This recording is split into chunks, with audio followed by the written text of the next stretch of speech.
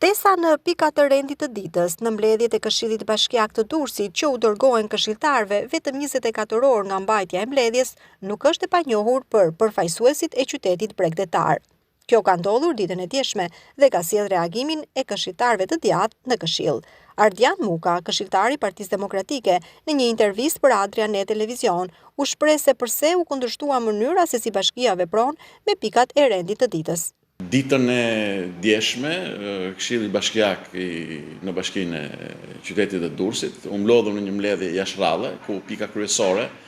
dhe pika e vetme e cila neve ne isha vënë në dispozicion brenda fatit kohor, që është 5 ditë punuese, i kishte lidhje me ndihmën sociale. Në moment fundit, 24 orë më përpara, na ushtuan dhe 2 pika të tjera, pika që kishin lidhje me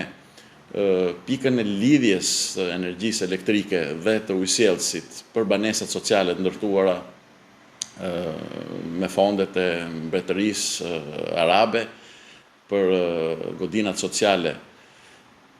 për të dëmtuarit e tërmetit 26 nëntorit, dhe pika tjetër kishte lidhje me një listë personash të cilët i hiqnin të drejtën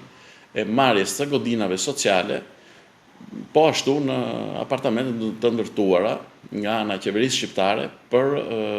në ndihmë të atyre të dëmtuarve të tërmetit 26 nëntorit.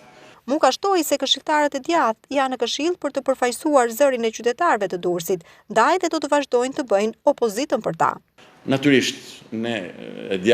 forcat e djatha përfaqësuese në Këshillin Bashkiak e kundërshtuan rendin e ditës, meqense kjo është bërë me thënë të drejtën një rutinë që her pas here ata shtojnë pika, të cilat nuk janë brenda fatit kohor dhe automatikisht neve nuk kemi kohën e duhur për të analizuar pikat që nga ana e bashkisë sillen. Për këtë ishte kundërshtimi jonë, e votuam kundra këtë pjesë, por me forcën e kartonit e majta e kaloi rendin e ditës. Duke u ndalur në pikën më të rëndësishme të kësaj mbledhje, për ashtimin e disa familjeve nga procesi i rindërtimit, Muka u shpreh se jo vetëm që këshilltarët opozitar debatuan fort, duke u bërë zëri i banorëve, por Partia Demokratike merr përsipër që t'i ndihmojë ata me asistencë ligjore. Duhet bëjmë dije që momentin që shpallet situata emergjente civile, siç u dha të gjithë banorëve, atyre të dëmtuarve, banesë sociale, dhe këtyre banorëve i takon që ta merrnin banesën sociale, sepse në momentin që ti po i shpronson, po i heq të drejtën e pronës,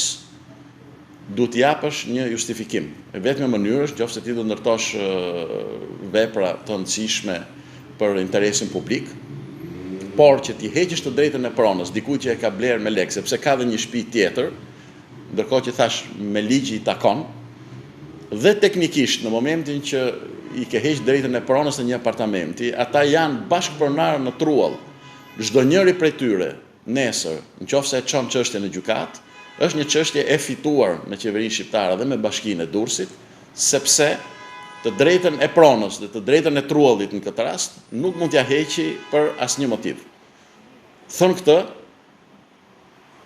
nga ana jon, të gjithë tyre banorëve, nëse do kërkojnë, ne mund t'i japim dhe asistencë ligjore falas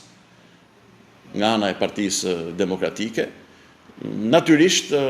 do i mbështesim në betejën e tyre. Sipas bashkisë, duke ju referuar aktit normativ numër 9, nxjerr pas tërmetit të 5 viteve më parë, këto familje nuk përfitojnë nga programi i rindërtimit, pasi kanë apartamente të dyta ose nuk banojnë në Durrës.